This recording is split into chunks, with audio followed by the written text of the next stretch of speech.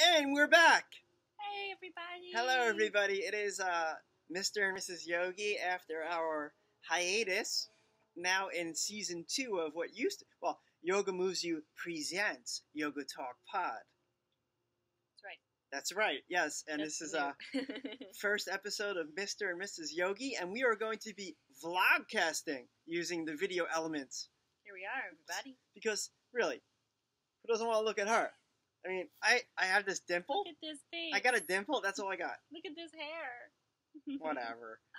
Okay, so we are happy to be back. So much has happened since last time we were broadcasting or podcasting, but we chose to focus. We could sit here and talk about a million different things and be scatterbrained, but we chose to focus on a current event, which is my birthday coming up next Tuesday. And yeah, I've convinced Andrew to celebrate it for an entire week, so we've been partying hard. Yeah, partying hard, you know, for us is like staying out, bowling, going bowling, and having a couple of beers, and you know. No, we just been taking it easy. We bowled 5 games instead of 3 the other night. Whoa! No, but so we decided to talk about wisdom, the topic itself of wisdom. Because with age comes wisdom. Yes, and also even moving forward, even without age, just things you pick up, whether you're, you know, in your 20s, you're a teen, in your 30s or 40s, the availability of knowledge is what gives you wisdom, and there's so much availability to knowledge now. So what we did, what are you laughing at? That's a raindrop. There's a raindrop. It's okay. We can vlogcast in the rain. The laptop can't. Yeah, it can. Okay. We're sticking it out. What is this? All right. So we've broken it down in a way to keep it very streamlined and have picked 3 quotes that we can... Hey, how's it going, man? How are you? See, this is like what happens when you vlogcast outside. Our nice neighbor just passed by, and we live in the New South, in Charlotte, North Carolina, so everyone's pretty friendly. I like that, though. I'm from New York. Everyone would be like... If I was in Long Island, I'd be like, hey, how you doing? I get one of these, like people don't ask how like you're you doing. irritated somebody. So we agreed on 3 quotes. Inspirational quotes that mean something to us. And that will help us vibe. We're just going to off of wisdom. Go off of it. We haven't prepared this. And these are famous quotes. It's not like my friend Joey said, you know, do this. No, the first one is from Eleanor Roosevelt. I know we're around the world, but she was the wife of the first lady of FDR, Franklin Delano Roosevelt, and she had quite the career of her own. She impacted society in a great way, and she has the great quote that says, "Great minds discuss ideas, average minds discuss events, and small minds discuss people." So I really love this quote, and it is so true, and it's so applicable to all of our lives. We all know people, including ourselves, that have been prone to do each of these things. Yes. But the highest one is to discuss ideas. Yeah. So, and actually, can I jump in? Of course, please. I think one of the things that you and I do best and have in common is talking about ideas, because you're an idea person. Yes. You are always creatively coming up with new ideas, and you want to start something new, and, you know, just it's always around the future. And I think that's something that we can always talk about because we both enjoy that. But in my past, I've definitely, and we've all encountered this, had a lot of people who, I mean, I've always been told I was mature. I hate to tout myself like this. You are. But all my friends were super immature, and all they wanted to talk about was, like, celebrities and hairstyles and the latest gossip that they'd heard around the community. And it's just like, I am not into that. Well, and so I lost all my friends because of it. And you ended up with me, so... You know, we live in a society where the biggest thing that sells is gossip. Right. From TMZ to all the blogs now and whatever else is out there because it's nonstop. Since actually before even the web, and there was just tabloid magazines like The Inquirer and things like that. Like, you know, even back, it was always paparazzi and gossip, which focused on just talking about people, you know? Now anyone's a celebrity, but it was talking about celebrities. And if we go backwards in Eleanor Roosevelt's quote, the lowest thing you can talk about is people. Right. Stop because talking it's gossip. about people. Stop talking about your neighbor or your sister or your uncle, your crazy uncle. Unless you're saying kind things about the people. Kind things are always nice, but you're saying something about them in that point. Don't talk about them. Yeah, and I think clearly she's referring to gossip and Yes. discussing people. The next thing that is in this quote, I think, is almost a neutral. So the lowest thing you can do is discuss people, according to Eleanor Roosevelt's quote. The neutral one, in my mind, is discussing events. Because, when you get into people, it's like, oh, so-and-so said this, and so-and-so is a jerk. Right. But an event is an event. I mean, oh, that party sucked. Well, if that's the worst it's going to get, without saying, like you could say that party sucked because XYZ person is a jerk, now you're talking about people. I think that maybe she was talking more about large-scale events. Sure. Not the party that we went to. More like, I have no idea. I'm trying to think of something in the time. Even, for example, if you and I were discussing last night, our day yesterday to celebrate my birthday, for one of the things we're doing, we can discuss an event and say we went to the live version of Back to the Future, where they had a symphony playing. The Charlotte Symphony Orchestra was doing a live soundtrack to the movie, so they piped out the dialogue, and we watched the movie on the big screen, but the symphony was underneath, and they the played score it all, of the film. Live concert. Very, very cool. So if we were to sit here and discuss that, even if we said, oh, it wasn't so great, it was great. It was great, but it's not attacking a person. Right, yeah. And you should check out our Instagram, Yoga Talk Pod, and maybe we'll put it on Mr. Yogi. I got to sit in the original DeLorean that Michael J. Fox sat in, they used with Doc in the movie, and I sat in it, and I said, Doc, I have to tell you about the future! I mean, I love that movie. Yeah, he's iconic. A fan. And I sat in the freaking... There you go. Thank you, Mary. This is a picture of him in the DeLorean. Can you believe that? Can you believe? I mean, like, Mary, real one from Mary knows before she was nice enough to get me this gift for my birthday. When we first met, you talk about events or things you like. What are your favorite movies? And I said, growing up, one of them was like Back to the Future, and to actually go back and sit in that iconic, it really was the original car. Yeah. To sit in it and know that it was shot, the film was shot in that car, is crazy to me. Yeah. And then go and watch the movie, and it's like, whoa! And then they gave him a little license. That's on to our time travel. Instagram too. So I'm an official licensed time traveler, certified by Dr. Emmett Brown. Yeah. Okay, so and the highest thing from Eleanor Roosevelt, which I think certainly, if you discuss ideas, there's good ideas and there's bad ideas, but you're not gossiping about people, unless the idea is to like mess up someone's life or like really like play a gag on someone, murder someone. Right. Bad idea anyway. Go to jail, probably get caught. But yes, discussing ideas. Everything that is in this world once was an idea, like inventions. Right. So ideas usually lead to the best things. If you bounce ideas off of each other, it's the highest level of conversation she's referring to. And I think that's where wisdom is generated, through ideas. And it's a creation, and I think creating things is one of the highest achievements as well, whether that's physical or mental. So creating something comes from an idea. So I'm a proponent. You can look at like anything, even in whether you go to college or not. I'm just drawing off my own experience, like the core liberal arts classes, okay, philosophy, sociology, psychology, all those are going to help you with anything you do in life, and they're all based on ideas people came up with that prove theories and came up with concepts. So ideas. So there you go. Ideas lead to wisdom at its highest level, from Eleanor Roosevelt. What a great woman.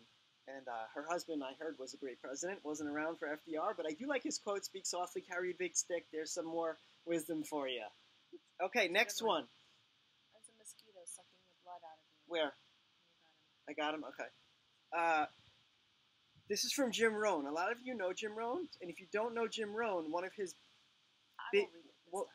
biggest students is Tony Robbins. Tony Robbins thanks Jim Rohn, actually credits him for his career. He studied under Jim Rohn. And Jim Rohn said, Don't wish it were easier. Wish you were better. Don't wish for less problems. Wish for more skills. Don't wish for less challenges. Wish for wisdom.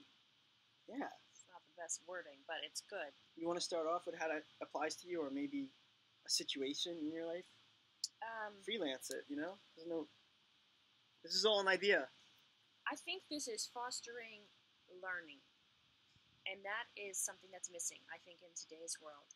There are so many people out there that I've met, and I'm not saying I'm perfect, but I think foster the love of learning in yourself, in the people that you know, in your children, because that is what this whole thing is talking about. If you are looking to learn, then you don't want to not have any problems. You want to learn about those problems and how to fix them or how to face them. You want to learn about those fears and conquer them. You want to learn all the skills that you need to get through that challenge. So fostering a love of learning, I think, is kind of what that comes down to. And I'm happy to say that my parents did a very good job with their kids, myself and my siblings, because I think we all do have that instilled in us. If you meet someone who knows something more than you, try to learn from them. That's very good piece of advice and wisdom. The more that you know, the more knowledge and the wisdom that you have, I think the better life you can lead. You reach that level of enlightenment to where you're not trying to get away from your problems. You're not trying to, what were the other ones? Well, don't wish it were easier. Yeah, wish you were better. You're not trying to just cruise through life under the radar with all the easy stuff. Like, for instance, even in school. Yeah. Don't try and just take the easy quizzes. Push yourself to go further. Take the hard stuff. Yeah, I mean, there's a lot of examples I think about just in my own life about wishing it were easier, but that doesn't solve anything. I mean, I did think like that at a time in my life, you know, wishing it were easier. But the end result is when you follow that path of going for the easy route or saying, I wish it were easier, leads to frustration, disappointment, and a lack of growth. So when you wish you were better, what do? You ask yourselves questions, how can I get better? And any question, the quality of your life is determined by the quality of your questions, right? If you say, how can I get better? What can I do better? Your mind will search for an answer. If you say, what's wrong about this? Yeah. Your mind will tell you something. It's a terrible place if you to say, come what's from. right about this? Your mind will tell you something. So ask good questions. Yeah. Don't wish for less problems, wish for more skills. Problems are some of the greatest teachers and the biggest opportunities for growth. Absolutely. You know, if everything is a cakewalk, first of all, you'd be bored to tears, and you'll never grow. If I may, I think Sure. our life is made up of problems.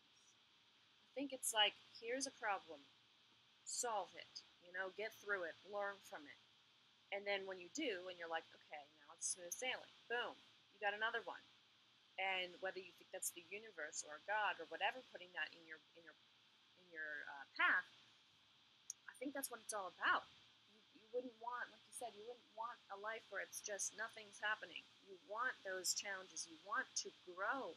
You're not going to grow if you don't have anything to challenge you. You need those hard things, those hardships.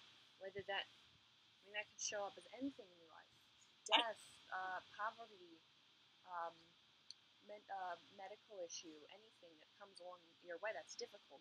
Embrace that and say, like you said, what can I learn from this? What am I trying to get away from? Because that's what I need to face. That's a good point. And actually, because you brought up the concept or the situation such as death, right? Or we're talking about the word skills. Well, it was great because it made me think, okay, well, skills such as, I want to be a faster runner. I want to, things like that. But now we're looking at it from a totally different perspective. I need to learn coping skills. I need to learn how to grieve, the process of grieving. Right. But that's something you need to do because you know what? It's inevitable. Everybody you meet, including ourselves, we're all going to not be here one day. Just the other night, you said a friend of yours who's in his 40s, I think, very young. Yeah. Had a family, was a good man, but died from cancer, right? Yeah, stomach cancer, and I grew up with him. I mean, literally, like one of my first friends in life, I found out through a friend of ours mutually that he was in his last days, and we had lost touch. But I know I saw him about 3 years ago, and he was not ill with cancer at that point. And you're questioning, you're struggling with this. How did this happen? Why him? Well, because I know he's a good person. Mm-hmm. I also know he loved being a father to his 2 children. He loved being a husband, and he did not steal. He had a nice business and gave good value to the world and everyone he touched paths with. So I don't know what we're all supposed to learn from his passing. Sometimes you don't realize these things until much later. 10, 15 years later in your life, you realize it. So. And even that's a piece of wisdom. When my father passed suddenly, I was like, why? Mm-hmm. He just retired after working his butt off. Yeah. Why? He didn't drink, he didn't smoke, but he's gone. Just like that. He was 68.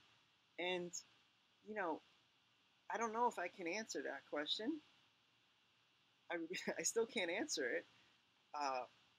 There's things that come up and I say, well, he died 5 days before 9/11. He never had to see the world post 9/11 or anything like that. I always said maybe that was a good thing.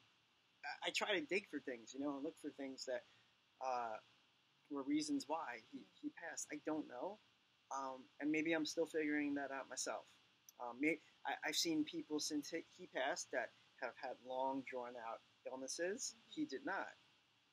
Maybe that's a blessing in disguise. I just don't know. Mm-hmm. So I ponder that.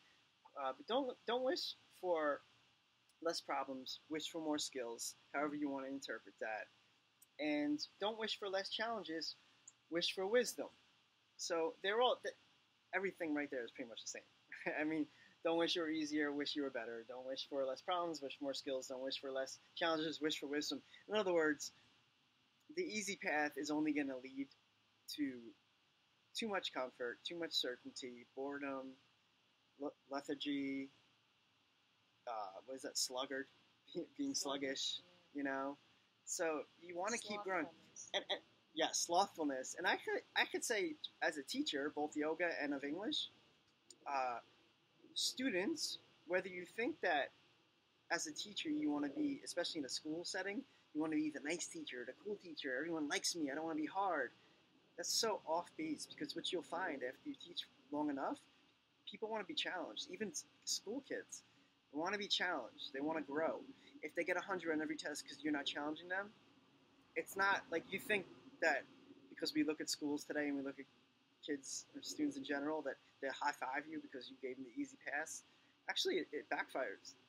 Like, they feel bored.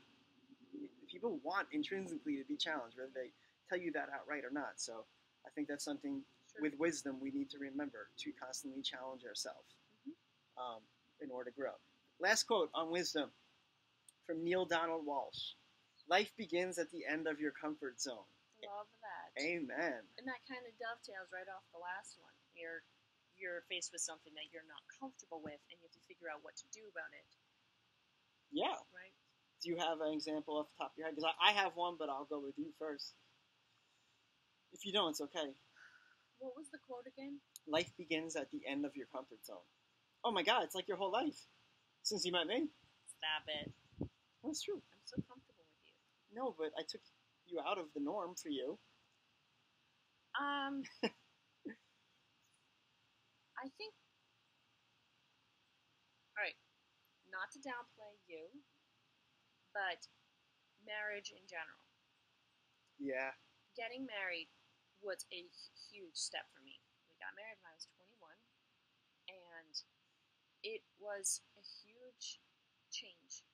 Going from living with my parents to living with a husband, living at home for my entire life to living in a one-bedroom apartment, and all those comforts of life, all those comforts of I can rely on my mom and my dad, to, okay, you're on your own, you've started your own family, figure this out for yourselves. I mean, not that my family doesn't love me, but when you're your own family, you're not just constantly going to mom and dad. You figure things out for yourself, just like we were talking about. A marriage threw me into the deep end, but I have to say it's the best thing that ever happened to me. And I told people this from the start, it felt so natural once it began. Our screen went Let's get that to our far. screensaver. Hi, we're back It felt on our end. it felt so natural to me, and I love that. And ever since we got married, I've just been learning so much and finding out so From much. who? Finding out so Not much. from me. Let me finish. Finding out so much about myself and about my husband and how to live with him, which isn't always easy. Hey! and how life works with a partner. So that's probably my deep end of the pool. That's a good example. I have a story, and I just told the other day Oh my gosh! for my TEDx. That story, you're gonna tell it? I'm gonna kind of condense it if I can. It's a great story for Comfort Zone. Make it very small. Oh, nice lights. Who are you talking to? I had an Nice interview lights. to be a TEDx speaker. I won't announce where or what event it's for until I get the confirmation that I got it, because then there's no point, right? You may not get it. It was a very long story. Well, the whole theme of this particular TEDx is stories. It like took him 15 minutes. storytelling. So I'm like, I tell stories. I got stories. So applying this to life begins at the edge of your comfort zone. I talked to you before about how my dad passed suddenly of a heart attack, and I was like 24, 25. Well, that was September 6, 2001. His funeral was September 9th, and right after that was September 11th. So my whole world was shook. You know, father passing, and September 11th, I was dating a girl at the time, not married, and let's just say things didn't work out, okay? Good thing. Yeah, and she still wanted to talk to me, and I refused to talk to her because of some of the not so nice things she did. This will condense a lot of the time of the story. That was a big part of it. And, There's a lot of drama in the girlfriend relationship, if I can help tell the story. yeah, and, It ended very poorly. it didn't end well. Non-amicably. And you were currently working where? I was working at the radio station that I interned for in college. And you had a fantastic position there. I spent 3 years just to get on the air to say, hi, at like 2 in the morning. And then I ended up getting a full-time position. And the ratings went... I was kicking ass on this station. They loved him. And this is a big market. It's Long Island, like market number 18. And when I say 18, like New York City's number 1, Los Angeles number 2. So it's pretty up there. And you were doing fantastic. I was doing fantastic. You had a great job. You'd worked hard for it. And then all of a sudden, 2 months later, after my dad and I broke up with this girl. Okay, that sounded funny. Your dad died. My dad died, and I broke up with this girl. And then he broke up with his girlfriend. I go into the radio station, and... Wait, the Twin Towers died. Well, we talked about September 11th, yeah. Oh, so that's three big... That was the biggie. Three Yeah. big things happened in a row that were all terrible. He was depressed. He stayed in his room. He couldn't eat, I'm guessing. And then... I came into the radio station one day, and sitting behind a desk as the receptionist, which a lot of the interns did. You know, as an intern, you fax, you reception, you cut banners, you do all sorts of things. Well, I did like a Scooby-Doo or a double take, like, it was my ex-girlfriend sitting behind a desk answering the phones. And it's like I saw a ghost. I'm like, basically stalking him. and I go, But not really. Hey. And then I walk to the back where the DJ, the people in production and who are on the air worked. And then how many weeks later, days later? Well, she became my bosses. He did the afternoon show from like 2 to 6, and then I was on the air from like 6 to 10 or something. Mm-hmm. So she became his producer. She took care of his needs. Okay. She produced. Move on. So that meant that every day I came in to do my show 15 minutes before I got in the air.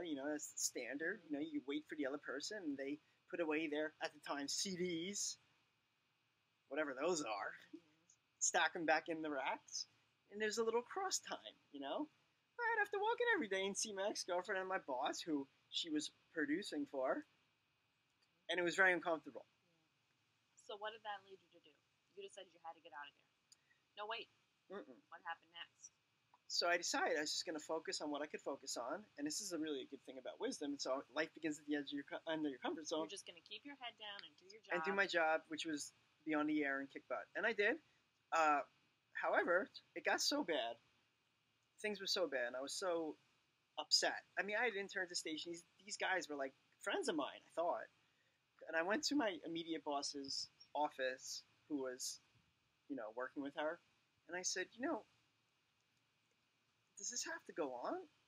Because it's really hard for me, and my father passed, and it's just like, I don't get it, I just don't understand. And he goes, no, like, too bad. Eat whatever, film it. I don't want to make this a curse fest, so just eat it, too bad, leave. Or beat it. Beat it, So, of course I was disappointed, and then I went to his boss. I went above his head. It was a pretty small company, 2 stations, and it got back to him that I went over his head, and he said to me, if you ever go above my head again, I'll fire you. And I said, okay, won't be going above your head. And you didn't. I didn't, so I spent another 3 months. Ratings came out. They were the highest ever at the night slot, and about 2 weeks later, I get a phone call or an email. Come in on Monday. It ruined my whole weekend. I get on a Friday afternoon. No, I get on Saturday. Come to my office Monday at 2. And I was on the air at 6, and I was like, why? And he goes, just be there. I was like, okay. And he goes, and bring your key. Okay. And I was like, okay, this weekend's totally ruined. Yeah. Could that be any more obvious? And Andrew is one of those instant gratification people. So when you tell him, like, I have a surprise for you, he needs to know right then. So probably couldn't deal with that. Oh, it was like, for me, and I don't want to use this. It's the only example I can think of, but for anyone who has any friends in the service, to me it was like being waterboarded from what I hear how horrible that is. This is what I'm comparing it to. The waiting was like a constant, Chinese water torture. Yes. It was different than waterboarding. Okay, so bad example. I'm not He perfect. means Chinese water torture. We can't be perfect. Which I studied in high school. So I come into the office, and my immediate boss, and he goes, follow me. That's all he said. Move it along. He takes me to the general manager's office. Have a seat. Do you have your key? Yes. Can I have it? Yes. And the security guard was in there too, which is crazy.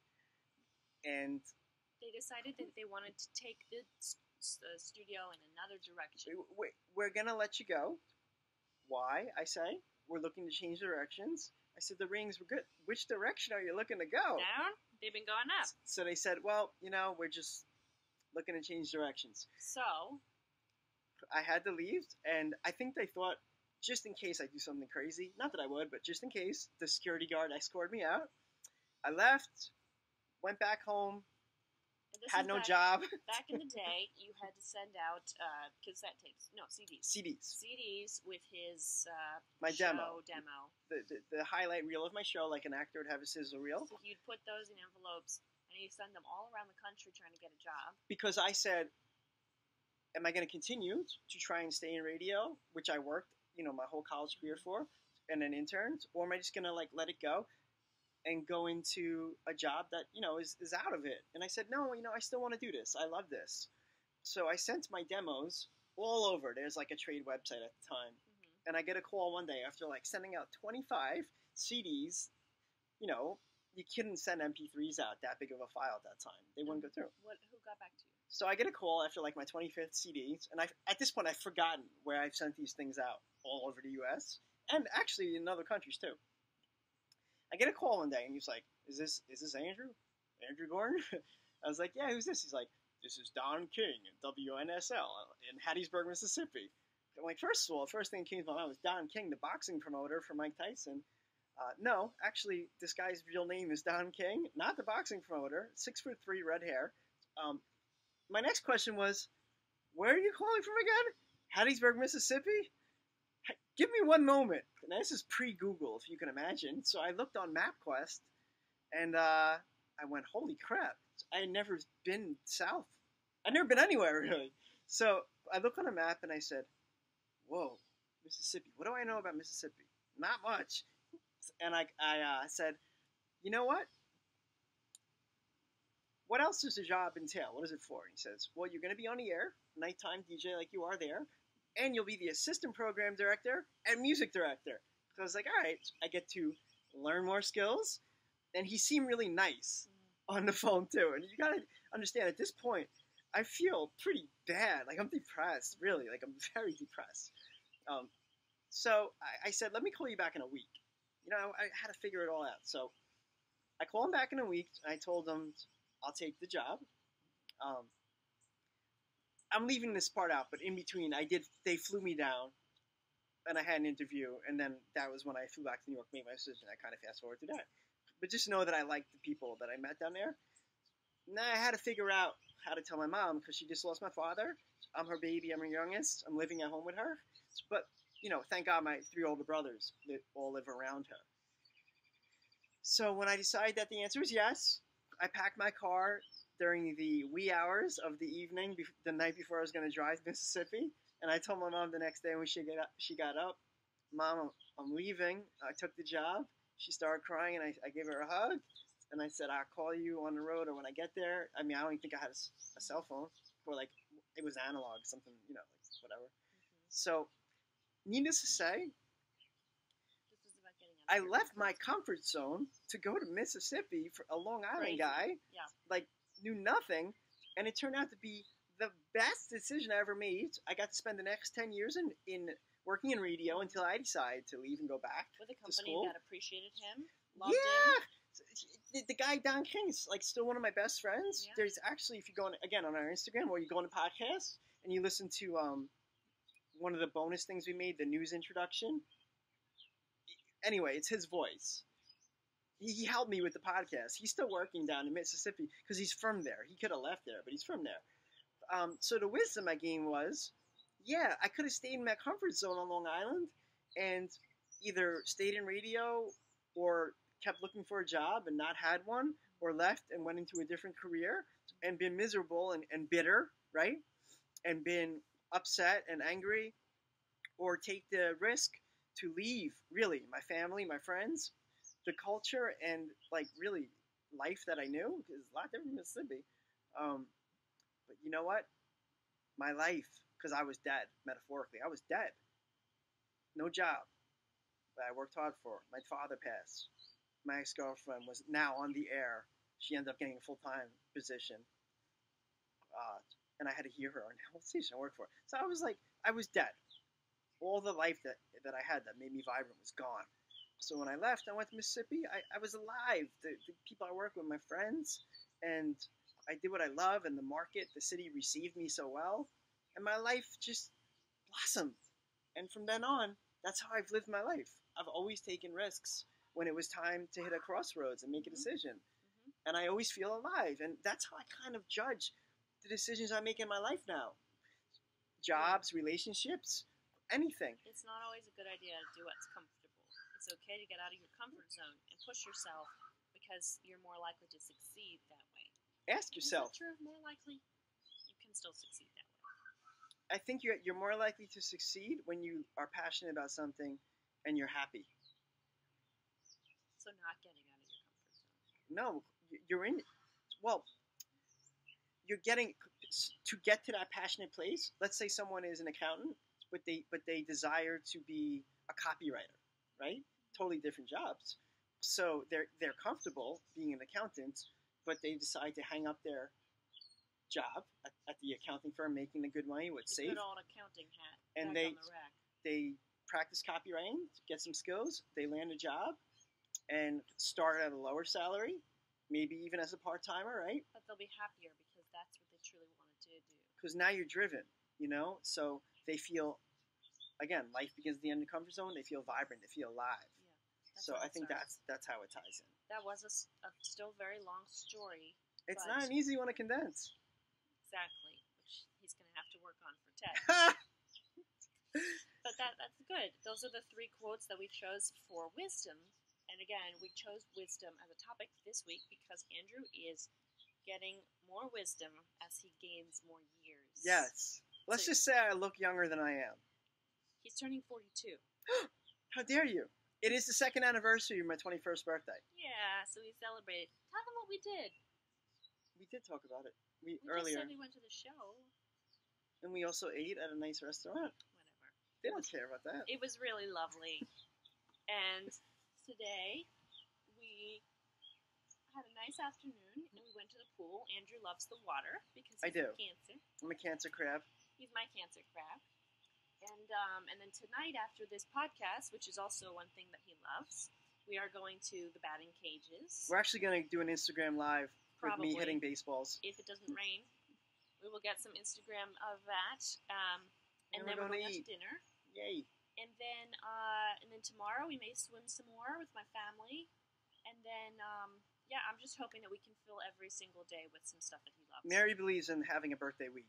Absolutely. Celebrate as much as possible and milk that for all it's worth. Andrew is all like, I'm getting old. Don't talk about birthdays. No. Whatever. Okay, so thank you for sticking with us. And if you're new, welcome to the show. Thanks for being patient after this wait. We know that it hasn't been easy. We've been putting out recaps of the show, but we're back in full force. So every week. I must say, the show's only been out, and we actually took like a month and a half off. We were just like recycling material, doing best of shows or clips. We are now number 4 ranking on Google if you search for yoga. I'm not saying we're the number 4 podcast for anything, but when you type yoga, I would say that's our category, right? A yoga podcast? In Google Podcasts. And we're number 5 on Spotify, and that's the whole world. Really, type in yoga, we show up. So thank you for that.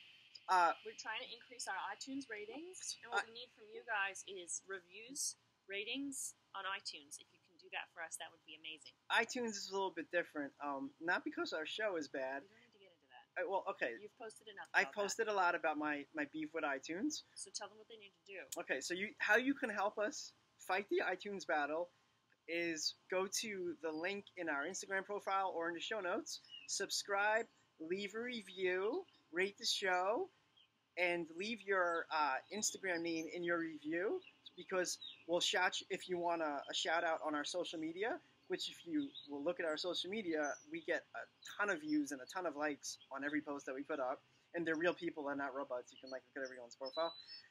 Also, we'll shout you out in the show. So that's like a thank you. I mean, literally, every single one of you who does it will do it. We will do it. Yeah, we're going to do it. So, that's it. Okay, it. guys, we will see you next week, and Andrew will be another age by that time. I will. So, happy birthday, Andrew. Yes, happy birthday to me. Okay, let's end it. Namaste.